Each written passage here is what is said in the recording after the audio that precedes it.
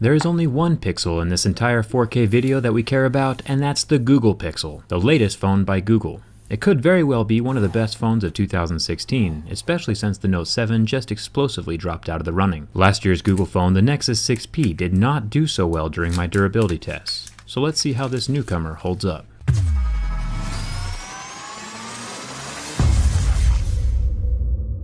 The Pixel seems like a combination of all the other flagships morphed into one. We have the angled edges of the HTC 10, the antenna lines from the iPhone 6, the glass panel from the Galaxy S7, and the rear fingerprint scanner from the LG V20. Kind of like they all decided to morph into the Megazord of cell phones. Let's start with the scratch test. I have a set of pics that tell me where the screen falls on Mohs scale of hardness. A plastic screen like the Droid Turbo 2 would scratch at a level 3, a sapphire screen would scratch at an 8 or 9, and glass typically starts to scratch at a level 6, which is exactly where the Gorilla Glass 4 on this screen falls. You can see the scratch at a level 6 and a deeper groove with the much harder level 7 pic. This is totally normal, so no surprises yet. This also means that the front 8 megapixel camera is protected by the same glass. No buttons at the bottom to check, so let's look at the earpiece. This is the first thing that surprised me. The earpiece mesh is made of cloth, unlike the metal or plastic speaker grills on other phones.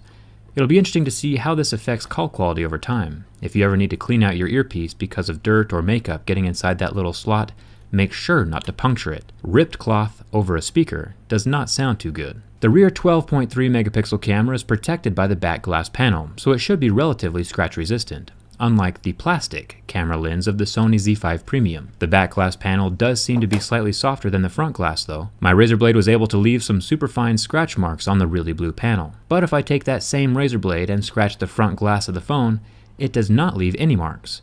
So keep that in mind when you are playing with knives around your cell phone.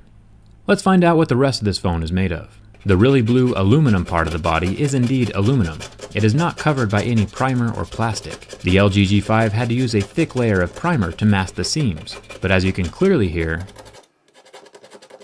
the Pixel manages to join the glass and aluminum with no extra coverings. This blue phone makes for a perfect backdrop for a lovely cottage house. Just add in some Bob Ross style Mystic Mountains and I'm almost finished.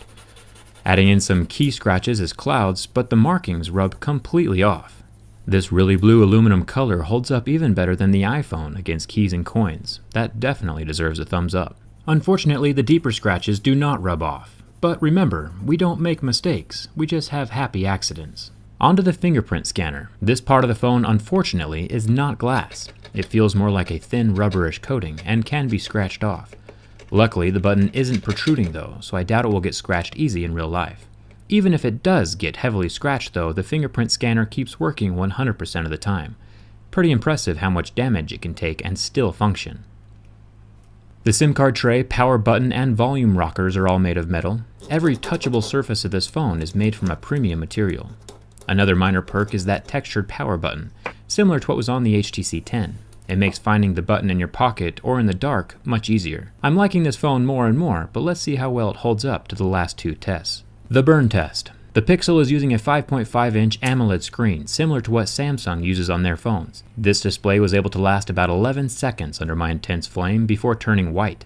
It never did fully recover from the heat. That little white dot is permanent. I'm still not totally sure how relevant the burn test is to anything, but it was interesting to watch the black pixels of the LG V20 magically recover from the flame test yesterday. On to the most definitive part of my tests, the bin test. I've tested over 40 phones now, some of them built better than others. I've only had a few phones catastrophically fail, and this Pixel is not one of them. Pressing from the back, I can get the screen to bulge out just a little bit.